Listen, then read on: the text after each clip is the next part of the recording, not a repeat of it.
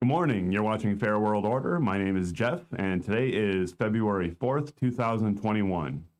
So today, what I want to start off with is a discussion about comedy, and this discussion will be kind of weaved in throughout some of the topics of some of the news topics I talk about today.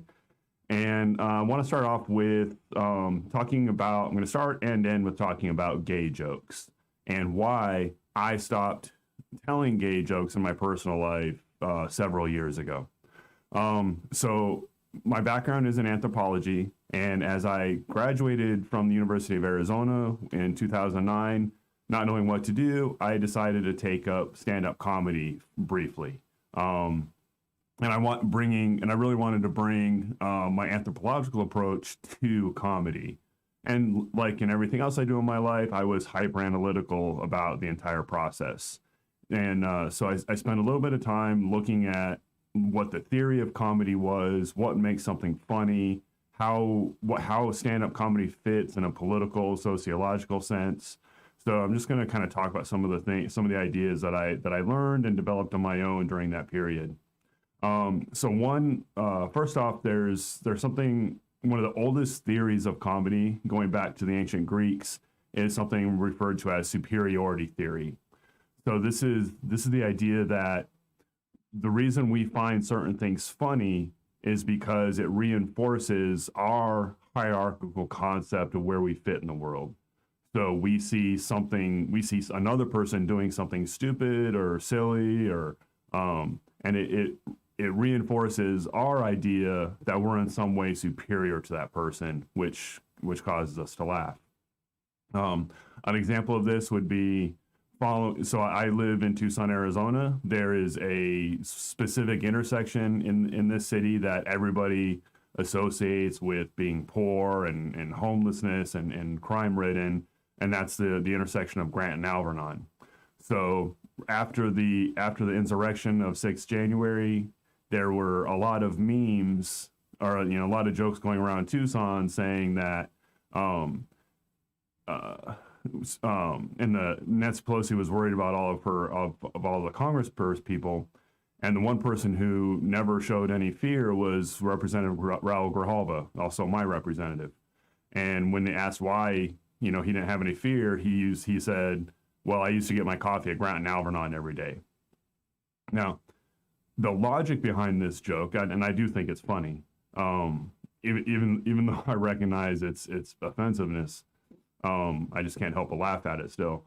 But the logic behind it is that Grant and Alvernon is more dangerous than being in the Capitol building during an insurrection, and because Raul Grijalva would go there daily, and this is all a joke. Who knows if Raul Grijalva ever got his coffee there, but because he went in the joke, he would get his coffee there every day. Hundreds of armed people storming the Capitol building was nothing to him. So why does this joke work? The joke works because it reinforces and by I mean anybody who has access to the internet, who has enough wealth to have an internet, a computer, a mobile phone, anybody who can access Facebook, our sense of superiority over this class of people, the people standing around Grant and Alvernon, who probably don't have that same access to resources. So that's the superiority theory of comedy in action. It's not the only theory of comedy. There are other ones, and one that I'm not sure if there's a formal name for it, but what I would refer to as more kinship.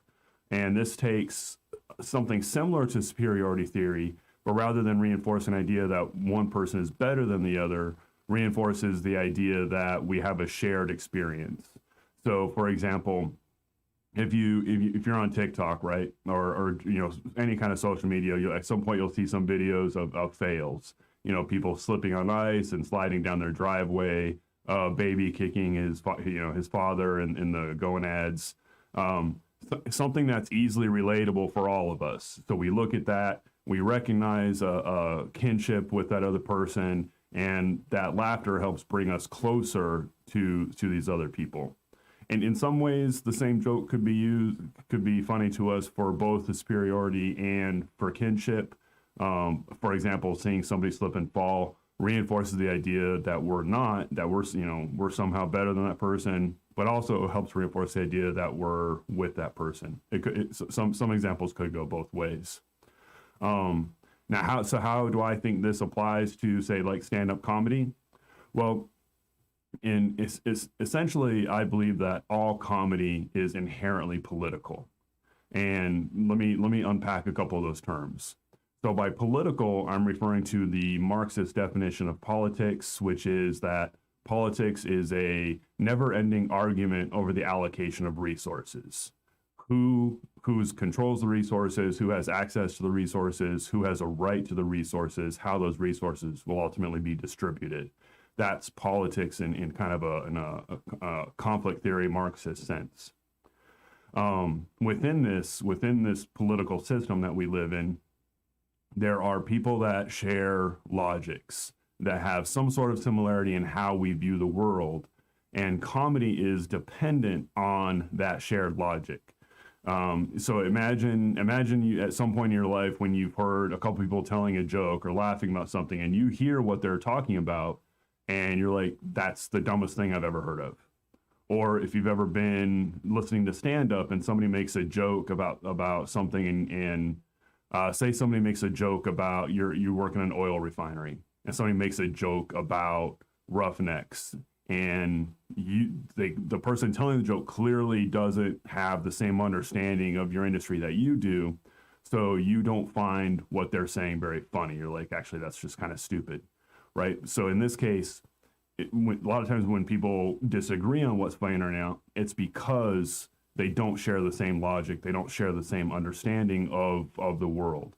But when we have a similar logic, then that kinship kicks in, and we can find humor in things. It's what the stand-up comedian is their job is to be able to identify who's in the audience, what their logic might be, and work within that logic. Now, a really good comedian will work within that logic to subvert it. So acknowledging that people in the audience have a point of view, and then subverting that point of view to make them look at the world in a different way. This is what the best comedians do. The Richard Pryors, the George Carlins, the Dave Chappelles. They work within that logic, and then they subvert it. Now, if you're able to catch my show yesterday, or you can go back and look at my show on actually not yesterday, February 2nd. I did a discussion about the Michel Foucault, Noam Chomsky debate, and that kind of debate also applies here, or what they were talking about kind of applies here, where you have Chomsky saying we need to know what our endpoint is and work towards it.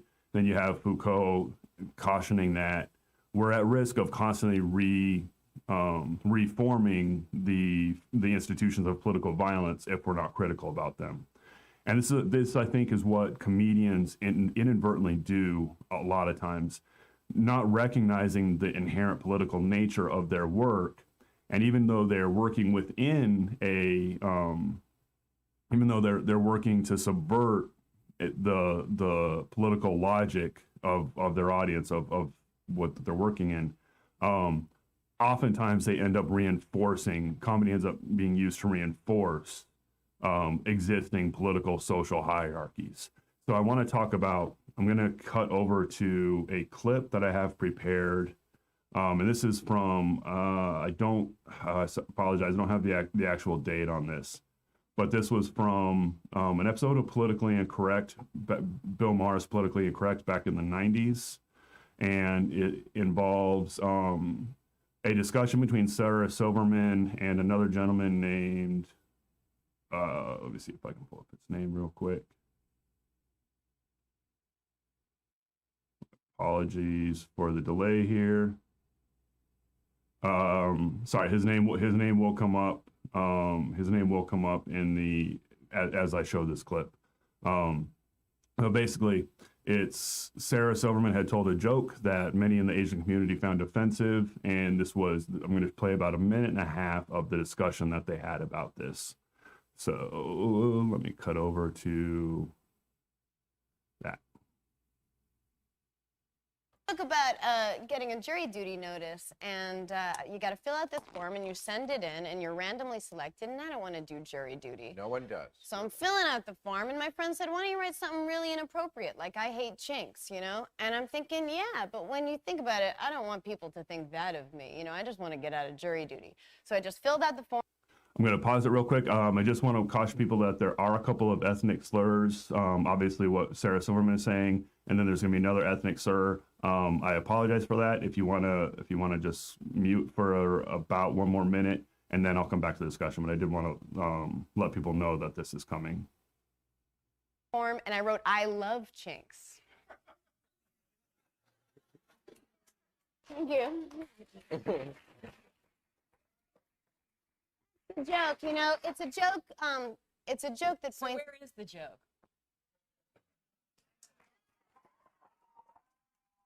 Well, I have to say that that's not the biggest laugh I've ever heard a joke get, but it did get a laugh. And considering the setup here stacked against that joke, that means that joke is still funny. Really? Well, if with this setup, that joke still got any kind of a laugh, you got to give something to that joke. Well, can I point something out for the Yes. initiative, for those who don't know? I mean, calling a Chinese person a chink is the same thing as calling a black person nigger. Absolutely. This is the way we take it, and we don't think that racial slurs should be used in this kind of off-the-cuff kind of way, because it gives more permission for people to use it in less appropriate situations. Except Could I, that if I might just interrupt for 1 second to address our censors directly?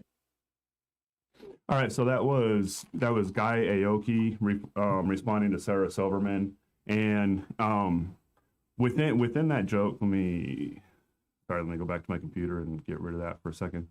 So the joke she told, the logic from her point of view was that a lot of time that white people in particular often think they're not being racist, but actually are.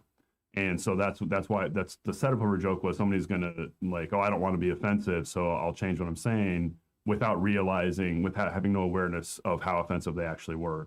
And right now that's actually a pretty, in some ways that is a humorous joke, especially as more non-white voices are express themselves through social media. That's actually something that they respond to, that they refer to a lot, that certain people don't, even well-meaning liberal, social liberal people don't realize how much they're doing is actually offensive. What Guy Aoki was pointing out is that she still was being offensive. She was using a slur that was offensive to his community. And the test that I kind of developed for this when I was doing comedy is what I call the comedy triangle, what I refer to as the comedy triangle. And basically what this means is anytime somebody is telling a joke, there's three people involved in that joke. There's the person telling the joke, there's the person hearing the joke, and then there's the person that's the butt of the joke. And these three form a triangle. The person that's the person telling the joke and the person hearing the joke have to share some kind of a logic. They have to have a shared understanding of the world. The butt of the joke, the further away that person is from the other two lines, so the more elongated this triangle is, the more likely it is to be offensive. If the butt of the joke is one of the two other people, either the speaker or the listener, to where it's just two people joking with each other, probably not going to be offensive at all within the context of that conversation.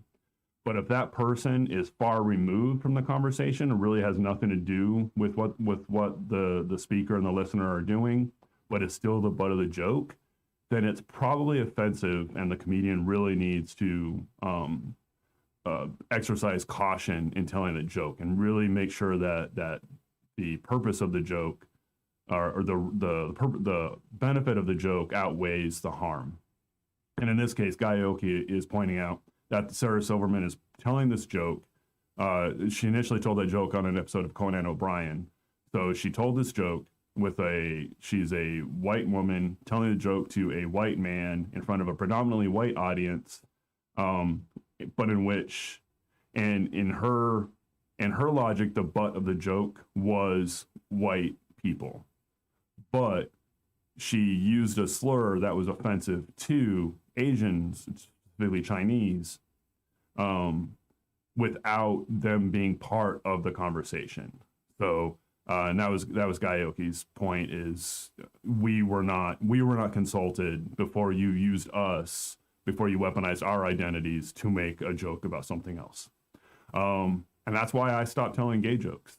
So when I was growing up as a kid, you know, we used to do cut-low contests, and the ace, the trump card, was always calling somebody gay.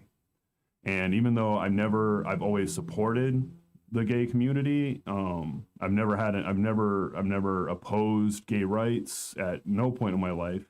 I just wanted to be able to tell gay jokes because that's what I grew up with, and they were funny to me.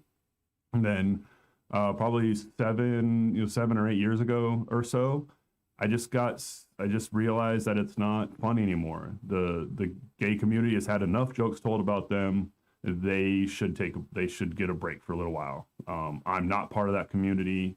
I'm somewhat adjacent to it occasionally, but I'm not part of that community. So it's not right for me to be using their identity as a punchline for me telling jokes to non-gay people. So I just stopped. And I would encourage everybody to really, going back to the 4-way test of my values, is it the truth? Is it fair to all concerned? Is it beneficial to all concerned? Will it build goodwill and better friendships? As you're going through your life and conversing, joking with your friends, think about the impact your discussions have on the people that aren't part of that discussion. And just think about, and just flip the script, use the golden rule. How would I react if I was the butt of 100 jokes a day? Probably not very well. Is your conversations, is your joking building kinship between people, or is it displaying your superiority over other people? And I would hope, or in other words, punching down. And I would hope we would all strive to use our conversation and our humor to build kinship. Because there's very few things better than joking around with friends. If you're sitting around with friends and joking and laughing, it's one of the highlights of life. It's one of the highlights of humanity. But if it's coming at the cost of somebody else, really, I just encourage everybody to really think about what you're doing on that. So that was my discussion on comedy and jokes and racist terminology. And with that being said, we are going to take a short break. When I talk to other progressives, what's often missing from the conversation is our core values. We have them, but we don't put them forward. When we know our values, claim them, and lead with them, we learn who we share our values with. I think we can have a better world, rooted in honesty, justice, fairness, and equality. And to get that world, we have to put our values front and center. Fair World Order is the program that's going to discuss how we do that.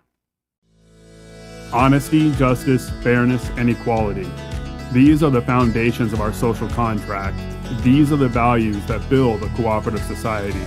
These are the values that will ensure our long-term survival. Our current economic and social institutions upend and distort our values. If we don't get back to a society that affirms our shared values, we're never going to be able to fix the issues that are ripping us apart.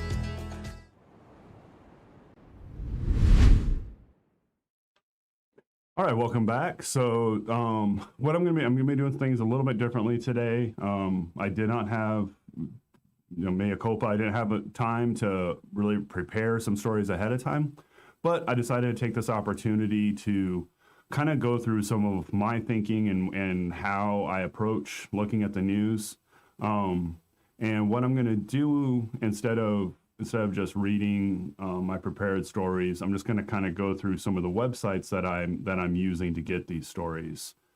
So I'm going to go ahead and cut over to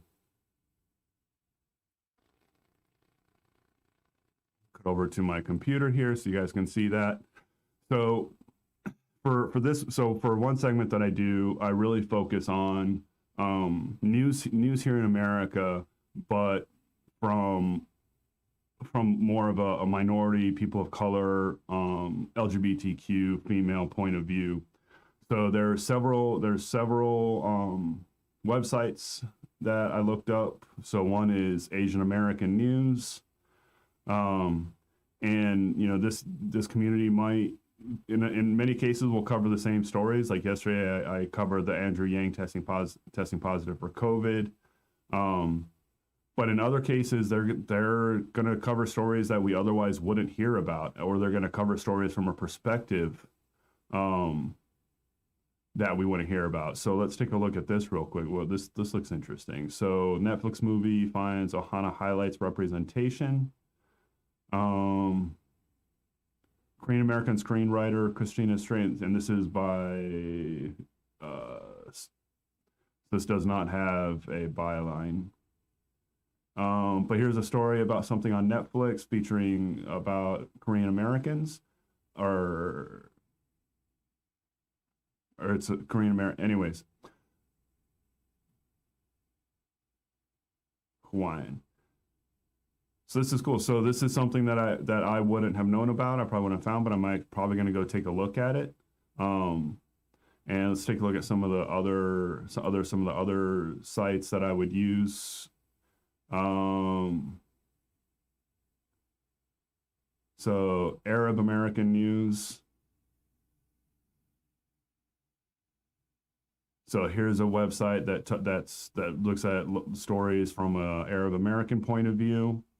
Some of the other ones that I'll look at is Native News Online. I covered a couple stories yesterday from this, and so yesterday I covered a story about. Let's see if I can find it on here. So yesterday I covered a story about the New York Department of Transportation suing a tribe in New York over a digital billboard. And that's a story that you're probably not going to see on MSNBC. You're not going to see it on CNN. If you don't go out, if I don't go out and specifically look for stories from a Native perspective, I wouldn't know about that.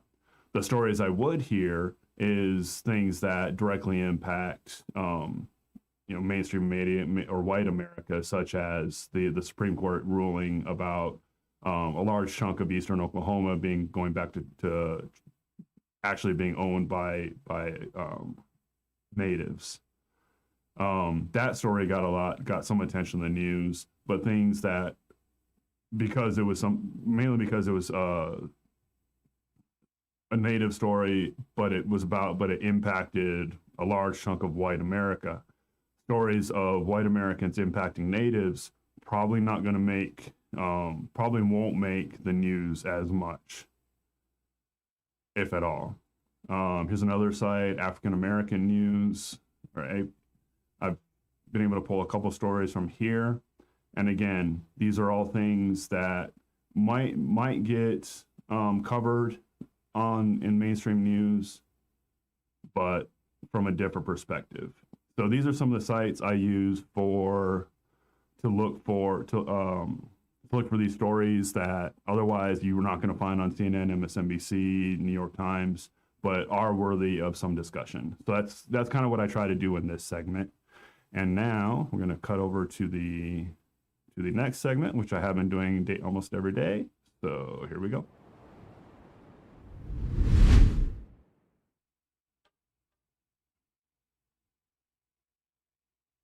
All right. So this is the Innocence Project. This is knowing about the innocent. And this is doing this just about every day, where I go look at a specific case of somebody who was exonerated from the Innocence Project. And let me cut over to the computer again. So today I'm going to be talking about Stephen Barnes. Stephen, so back in 1985, this is really, and so, some of these stories all of these stories are pretty sad. So in 1985, a 16-year-old girl in New York was raped and murdered. Stephen Barnes was arrested because a few people saw his truck in the area of where this woman was assaulted and killed. So there was no actual direct evidence linking him to the crime, just his truck was near it. He was convicted in 1989. And towards the bottom of this case, you'll see that the Innocence Project actually started working with him in 1993, but the initial DNA testing they did was inconclusive. But they were able to retest in, I believe, 2007. They were able to retest. He was freed in November 2008, and he was officially exonerated in 2009. So that was 20 years in jail for a crime he did not commit. The girl in this case, her assailant never was found, never was arrested, because of the 20 years that the authorities thought they had the right person. So again, every day I say this: justice is not just about freeing the innocent. It's also about holding the guilty accountable. And when we incarcerate the wrong person, when we arrest the wrong person, when we try the wrong person, we miss out on justice on both fronts. So this poor girl lost her life, and we will probably never know who took that life. When you get into the details of this case, there was, besides the eyewitness testimony that was spotty, because there actually was no eyewitness testimony. Person in area is not evidence. But there was a lot of really spotty forensic evidence, and I'm using evidence. There was the serological evidence, which has to do with semen or with fluids, was inconclusive. But there was 3 other forms of evidence that was used against Mr. Barnes. There was a hair analysis, which showed that hairs found in his truck were similar to that of the victim. There was fabric imprint evidence done at trial, which showed that the imprint of the fabric found on the victim was similar to imprints that could have come from his truck. And there was one other piece. Oh, and then that fabric imprint was done from a photographic overlay. And then there was soil samples taken a year after the assaults that were similar to what was found on his truck. So none of these pieces of evidence have scientific validity, but they were allowed to be introduced in trial. And looking at the story, it kind of reminded me of, it's a bad segue, but it kind of reminded me of the movie My Cousin Vinny, when not Danny DeVito. Anyways, so when Vinny was talking about all the evidence stacked up against Ralph Macchio and his friend, and he was saying it's like a house of cards. If you look at it from one point of view, it looks solid, and it looks like a solid brick. But when you look at it from this point of view, it's paper thin. And that's what happened to Stephen Barnes. It looked like there was an overwhelming amount of evidence against him, but every piece of evidence was really non-existent. But in this case, the jury didn't have the knowledge to be able to challenge it, and this man served 20 years in jail. So, and that is going to lead us into the next segment. All right, Pet Your Rep. This is where I reach out to my representative, the aforementioned Raul Grijalva, and I send him a note on my views. And it's also tied into the discussion about the Innocence Project.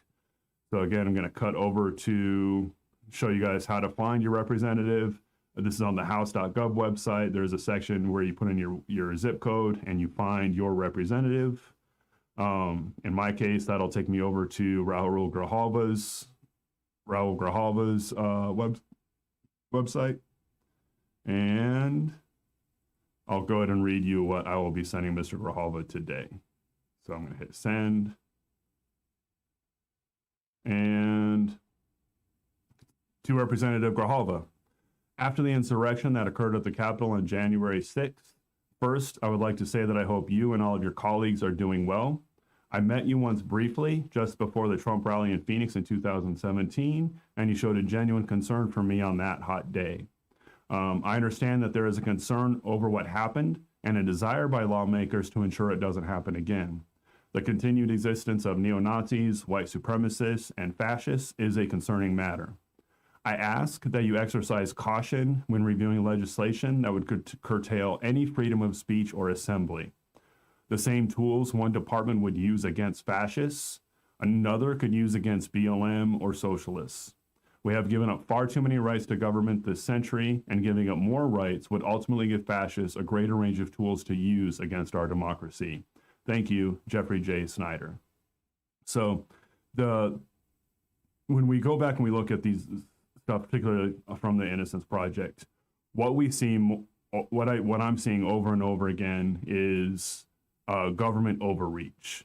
People allowing the government to do things that they really shouldn't allow them to do, such as introduce photographic overlay, fabric imprint evidence in trial that ultimately curtails our ability to get justice.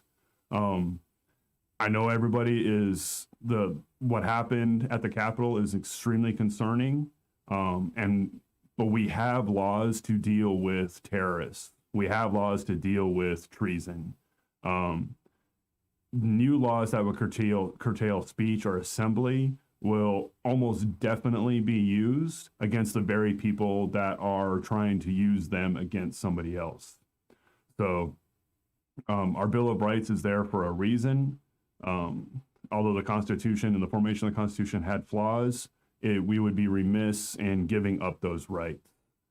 So that was my petition to Representative Grijalva, and we're going to take another short break. Here's the paradox to honesty. We have to strive to finding truth even while acknowledging it may not exist. I don't believe in any absolute truth, but I strive to be honest in all of my thoughts and actions. Everyone has their own concept of what's true, and we have to have the humility to recognize that we can be wrong. Honesty is difficult. Committing to searching for something we'll never find is frustrating and sometimes painful. But without that commitment, all other values lose their foundation. We have a choice to make. Are we building our society based on competition with each other, on getting as much as we can while we can? In a competitive society, values are only there to ensure the exploited stay in line.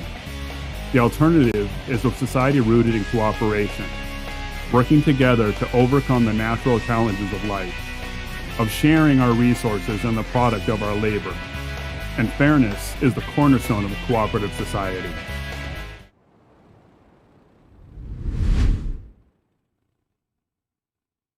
Hey, welcome back. All right, so I'm going to do something similar to what I did with the minority news. I'm going to kind of look at some of the sources I use for world news.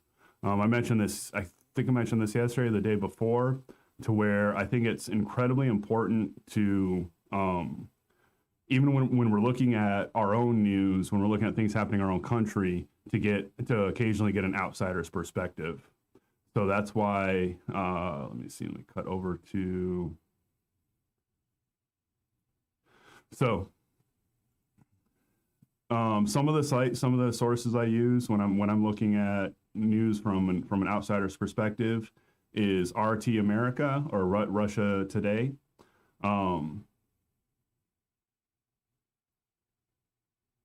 So even though this is a funded by the Russian government, it is the American the American part of it is largely independent, and this is any news source that I'm using, there should be some degree of skepticism put into it.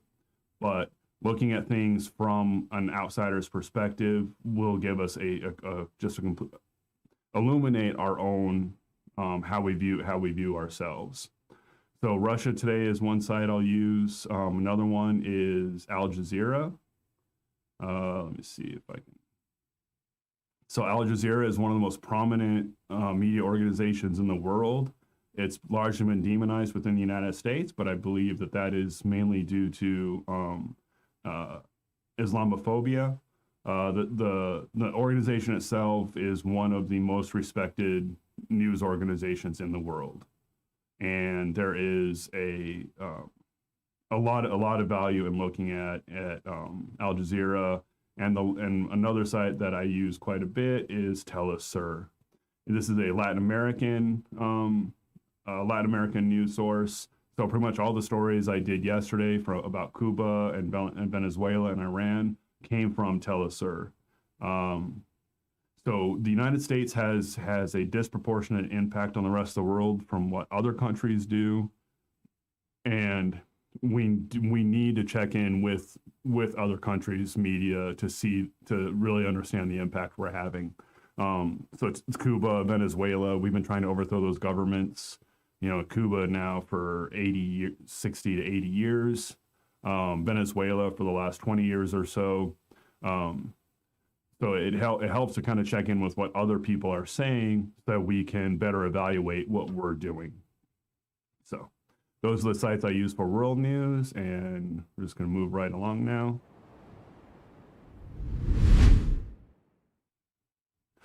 All right, so this is my opportunity to do a little bit of direct action. The GoFundMe website is a really wonderful. I'm sure by now almost just about everybody is familiar with GoFundMe. So every day I'm gonna go in and look for a cause that's not getting funded fully and do my little part to contribute and to share and to spread the word about this cause. So this is, I'm going to move past that photo really quick. That's, so this is a story of a child who was in a car accident. But they're asking for $200,000 for bills, and the child's name is Lux. So she survived, 3 years old, she survived, but she's going to need a lot of medical attention. So, it's unfortunate that we have to rely on charity, but that's the system we have right now. So I will go ahead and make my contribution. And also with GoFundMe, you have the option of tipping. You have the option of tipping directly to GoFundMe to help them cover their costs. They typically ask for 10%. I'm going to go ahead and do that. And there. So the link for Lux is in the description below. So please consider going and supporting her and her family in their time of need. And moving along. All right, so again, this is, I'm just going to kind of review where, there's a lot of stories that aren't getting covered in your big sources, Los Angeles Times, New York Times, Washington Post, CNN, MSNBC. But there are stories that people need to know about. So there's a couple sites that I use for this area. One of them is Project Censored. And let me cut over to the computer again. So Project Censored has been around I've known about it for about 3 decades now. But they kind of review all the stories that are getting ignored by the mainstream press. So it's really good to go check in on this site once in a while. Monopoly chokes oxygen supply to African hospitals. Yeah, so just, Project Censored, go take a look at it. Let's see. I'm going to take a look at this real quick.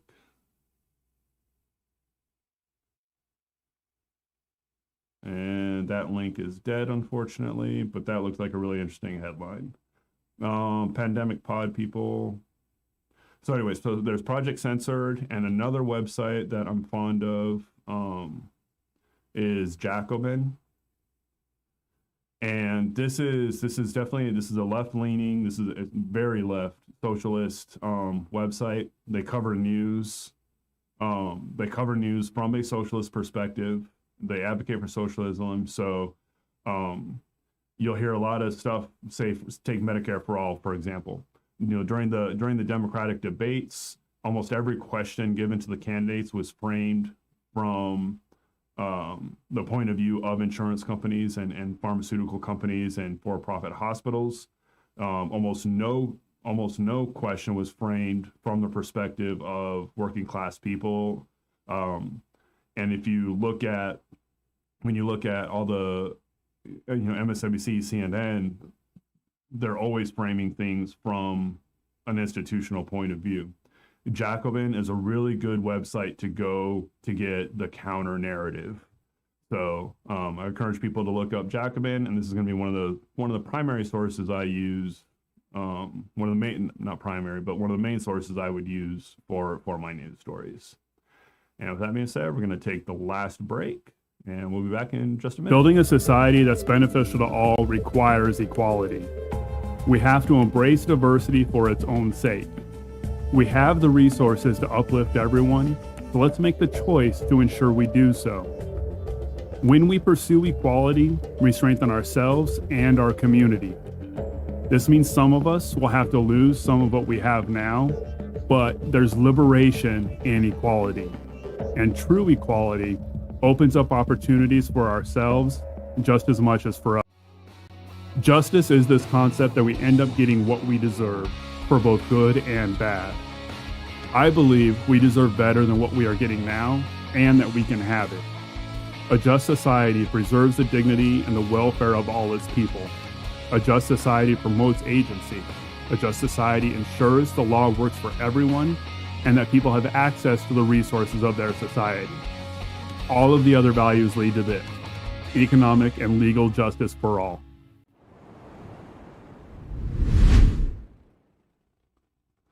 All right, so some of you may know that I got started on YouTube doing movie reviews, movie discussions. That's kind of where I developed this whole studio, everything I'm doing here. So every once in a while, I'm going to go back in and talk about movies, talk about TV shows, and the segment is called "We Are What We Watch." I'm a firm believer that we are influenced. We are influenced by what we watch. It's not necessarily a one-to-one. If you watch a violent movie, you're going to go out and commit violence. But the media we consume shapes our habitus, shapes our tastes, shapes our internal logic. So every once in a while, we really should deconstruct the things we're watching so we can understand ourselves and the effect that media has on us.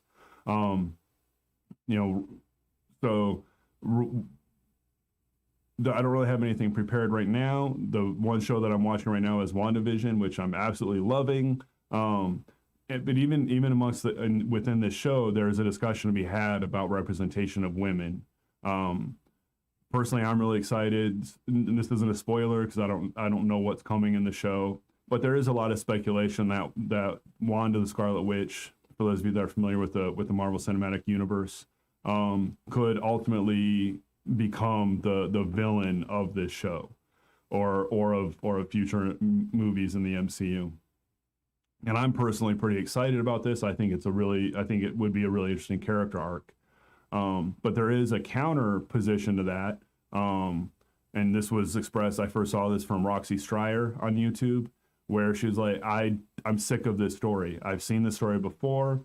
I don't want to see the story of the woman who loses everything and goes crazy and then starts harming people.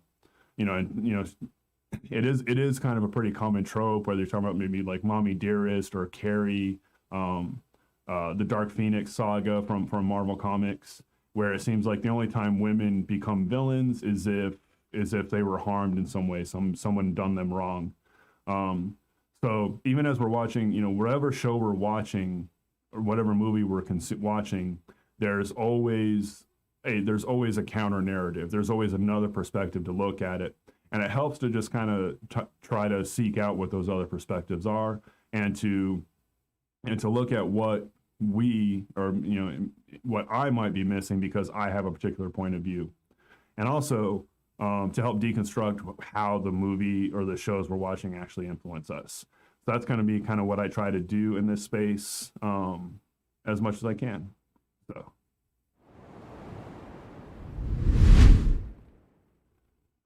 All right, the echo chamber. So this is a segment that I'm, so, we hear a lot about the echo chamber. Like if you are a left-leaning person, you probably consume a lot of left media. If you're a conservative, you probably consume a lot of conservative media. And then that builds up this echo chamber where you just hear the same thing over and over again without any opportunity to be really critical of things outside of your chamber, but not develop the skills to be critical of the things within your chamber.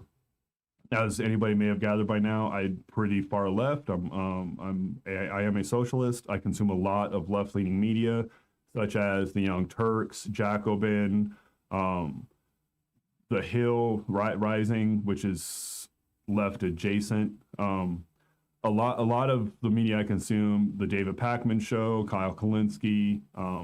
This is the media that I primarily consume, and I think there is some value to being within the echo chamber. It gives you the arguments that to bolster your own point of view, reinforces some of your ideas, but there is also a danger to it if you're not critical of the things that are happening within it. So one thing that's happening on the left in the last few weeks is there's really become a toxic, what I believe is a toxic culture within on the left, and it really stems from the left purity test, who's truly left and who's selling out, basically. One of the biggest stories in left media over the last couple months has been the hashtag Force the Vote, which was started by Jimmy Dore, attacking certain members of the squad for not using their vote for House Speaker to extract specific requests. In this case, a floor vote for Medicare for all that Jimmy Dore thought was important. Well, it quickly, like pretty much overnight, went from a topic of a strategy to, if you don't do this thing, then you're not truly left. You're a sellout, and that kind of toxicity within the left is I believe destructive and counterproductive. And this was continued just in this last week, as some of you may know. Alexandria with the whole Reddit GameStop stock situation. Alexandria Cortez sent out a tweet about the app Robinhood and the need for investigations into some of the reaction to the Reddit stock purchases. To which Ted Cruz replied, "I agree." Then AOC replied to Ted Cruz, and I don't have the exact quote, but basically, "I don't need your help. You're one of the people that almost had me murdered 3 weeks ago. You can sit this one out." To which now other people on the left are responding to AOC, and I think this happened yesterday, the day before, with Glenn Greenwald, blasting AOC for not taking this opportunity to work with Ted Cruz in a left-right alignment. We have to be critical of people on the left. We have to be willing to, but we can't be destructive of people on the left. So that's kind of what's going on, in left media right now. It's these counter barrages of who truly is left and who isn't, and this particular thread I'm going to be following over the next few weeks. So we'll see what ultimately plays out, but I fear that what's ultimately going to happen is just a disintegration of left voices. All right.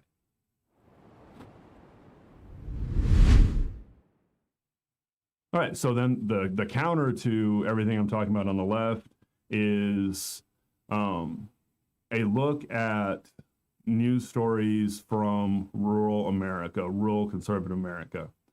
Now, I want to preface this by saying that, basically what I did was I looked up the most red districts in the country, and then I looked up like local newspapers and websites from those areas. So you have the Amarillo News. This was probably the reddest district in the country. Odessa News, Pikeville, Kentucky.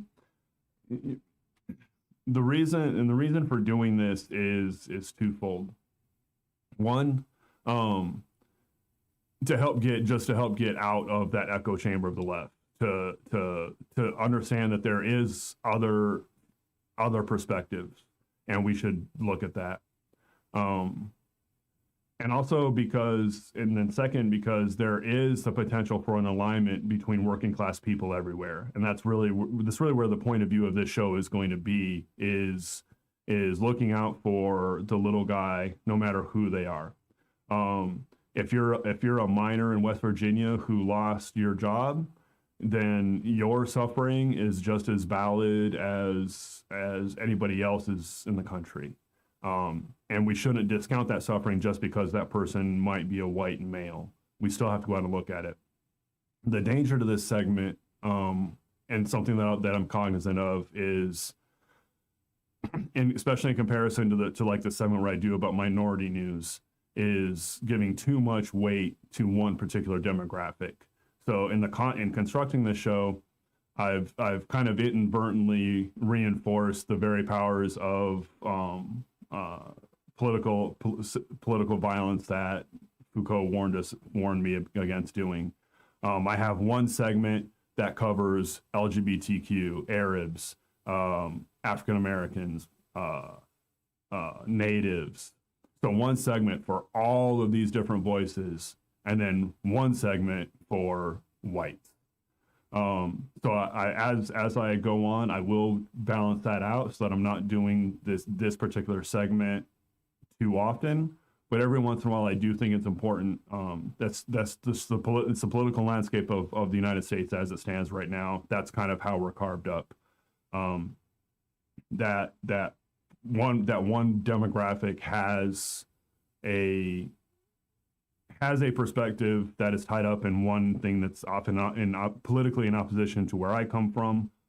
So I do want to check in with that, but I am cognizant of the demographic reality of one particular group and all the other particular groups getting equal weight. So I will be cognizant of that.